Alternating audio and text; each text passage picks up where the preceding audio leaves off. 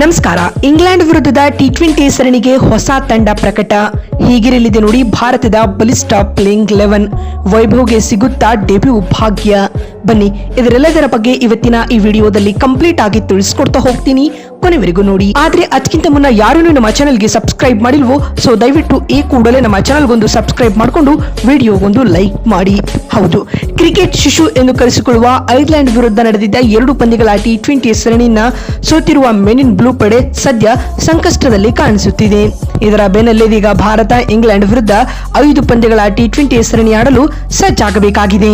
ಈಗಾಗಲೇ ಸರಣಿಯ ವೇಳಾಪಟ್ಟಿಯು ಕೂಡ ಪ್ರಕಟಗೊಂಡಿದ್ದು, ಇದೇ ಜುಲೈ 1ರಂದು ಅಂದ್ರೆ ಇಂದು ಭಾರತ ಹಾಗೂ ಇಂಗ್ಲೆಂಡ್ ನಡುವಿನ ಮೊದಲ ಟಿ20 ಪಂದ್ಯ ನಡೆಯಲಿದೆ. ಈ ಪಂದ್ಯ ಇಂಗ್ಲೆಂಡ್ನ ರಿವರ್ ಸೈಡ್ ಸ್ಟೇಡಿಯಂನಲ್ಲಿ ನಡೆಯಲಿದ್ದು, ಇನ್ನು ಈ ಪಂದ್ಯ ಭಾರತೀಯ ಕಾಲಮಾನದ ಪ್ರಕಾರ ರಾತ್ರಿ 10 ಗಂಟೆಗೆ ಜಿಯೋ ಹಾಟ್ಸ್ಟಾರ್ ನಲ್ಲಿ ಲೈವ್ ಸ್ಟ್ರೀಮಿಂಗ್ ಇರುತ್ತದೆ. ಐರ್ಲೆಂಡ್ ವಿರುದ್ಧ 2 ಪಂದ್ಯಗಳ ಟಿ20 ಸರಣಿ ಸುತ್ತಿರುವ ಟೀಮ್ ಇಂಡಿಯಾದ ಮುಂದೆ ಸಾಲು ಸವಾಲುಗಳು ಎದುರಾಗಿ ಕುಳಿತಿವೆ. ಅದರಲ್ಲಿಯೂ ವೈಭವ್ ಸೂರ್ಯವಂಶಿ ಈ ಸೀರೀಸ್ ನಲ್ಲಾದ್ರೂ ಡೆಬ್ಯೂ ಮಾಡ್ತಾರಾ ಅಥವಾ ಇಲ್ವಾ ಎನ್ನುವುದಕ್ಕೆ ಮ್ಯಾನೇಜ್ಮೆಂಟ್ ಉತ್ತರ ನೀಡಬೇಕಾಗಿದೆ ಸ್ನೇಹಿತರೆ. ಇದಲ್ಲದೆ ಕಳೆದ 12 ವರ್ಷಗಳಿಂದ ಇಂಗ್ಲೆಂಡ್ ನಲ್ಲಿ ಭಾರತ ಒಂದೇ ಒಂದು ಟಿ20 ಸರಣಿ ಕೂಡ ಸೋತಿಲ್ಲ. ಇದೀಗ ಆ ರೆಕಾರ್ಡ್ ಅನ್ನ ಕೂಡ ಟೀಮ್ ಇಂಡಿಯಾ ಕಂಟಿನ್ಯೂ ಮಾಡುತ್ತಾ ಅಥವಾ ಗಂಭೀರ್ ಗರಡಿಯಲ್ಲಿ ಮುರಿಯುತ್ತಾ ಅನ್ನೋದನ್ನ ಕಾದು ನೋಡೋಣ. ಮತ್ತು ಇಂದು ನಡೆಯಲಿರುವ ಮೊದಲ ಟಿ20 ಪಂದ್ಯಕ್ಕಾಗಿ ಸಂಜು ಸ್ಯಾಮ್ಸನ್ ರನ್ನ ಡ್ರಾಪ್ ಮಾಡಿ ಅವರ ಸ್ಥಾನದಲ್ಲಿ ವೈಭವ್ ಸೂರ್ಯವಂಶಿರನ್ನ ಕರೆತರುವ ಸಾಧ್ಯತೆ ಹೆಚ್ಚಾಗಿದೆ.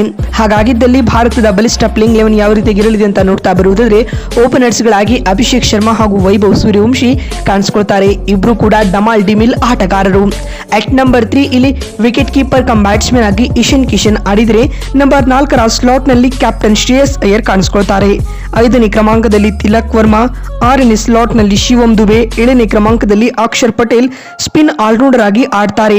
ಇನ್ನು 8ನೇ ಸ್ಲಾಟ್ ನಲ್ಲಿ ರವಿ ಬಿಷ್ಣೋಯ್ ಕಾಣಿಸಿಕೊಂಡರೆ, 9ನೇ ಕ್ರಮಾಂಕದಲ್ಲಿ ಹರ್ಷಿತ್ ರಾಣಾ, 10ನೇ ಸ್ಲಾಟ್ ನಲ್ಲಿ ಅರ್ಶ್ದೀಪ್ ಸಿಂಗ್ ಮತ್ತು 11ನೇ ಹಾಗೂ ಅಂತಿಮ ಸ್ಲಾಟ್ ನಲ್ಲಿ ಪ್ರಿನ್ಸ್ ಯಾದವ್ಗೆ ಟೀಮ್ ಇಂಡಿಯಾದ ಪ್ಲೇಯಿಂಗ್ 11 ನಲ್ಲಿ ಚಾನ್ಸ್ ಸಿಗುತ್ತೆ.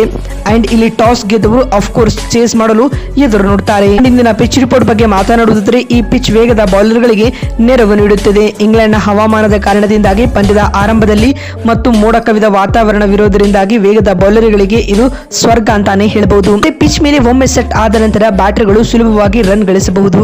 ಚೆಂಡು ಬ್ಯಾಟ್ಗೆ ಚೆನ್ನಾಗಿ ಬರುತ್ತೆ.